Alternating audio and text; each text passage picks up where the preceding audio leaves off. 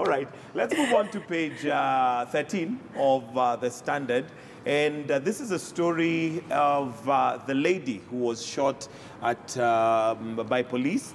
And this is on page 13 of the Standard. Slain woman reported assault by husband. I saw the story yesterday. This has been a developing story. At some point, it had been trending. And Wangoi was shot. Remember, they were in a car.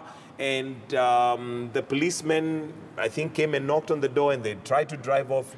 Basically, long story short, she was shot and killed. And of course, it brings into question our police officers, the force that they use, whether it was necessary. And this is another life lost in the hands of police officers that was totally unnecessary. There was no threat to the police. There was nothing wrong they were doing per se, other than the fact that they drove off. There are other ways that they could have been stopped. Bernard, what do we do about our police service, which I think many would view as a police force as opposed to a service? Yeah, I think it's a very sad story, but it's also bad to realize that policemen or our police service has now become part of the criminal hit squad. As in, you never know what would have happened, because I'm told these police officers who are involved in these incidents were not within that jurisdiction. Yeah.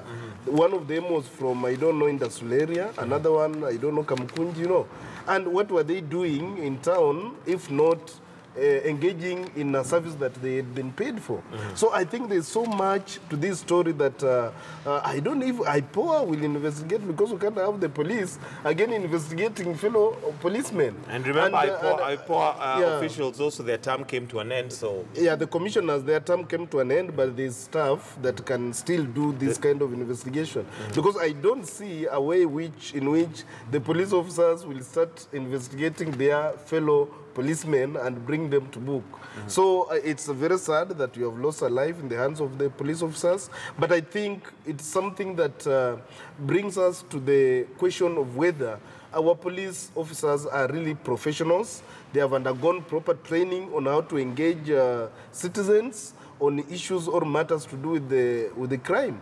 Because it's better, the criminal justice system in Kenya allows the police to arrest a suspect, interrogate, and take him him or her to court. But the issues of extrajudicial killings are just need to come to an end, and they need to come to an end. All right, Nerima, I'll come to you on your comments on that. But for now, we want to release our KTN Home viewers. Life and Style is going to begin on KTN News. We continue with a little bit of a newspaper review, but also we'll be reviewing the week that has been. So for those of us watching us on KTN Home, have yourselves a great weekend.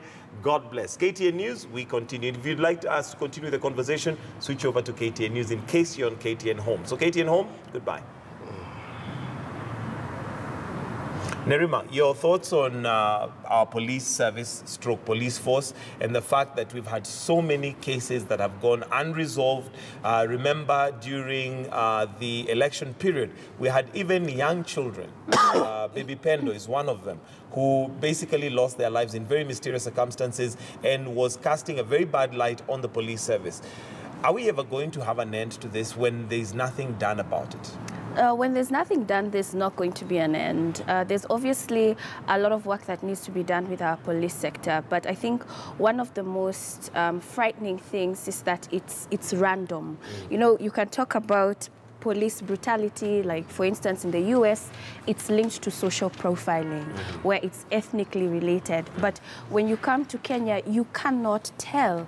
This week it's a young lady and a young man shot in a park. The week before, it was a young man shot in a bar.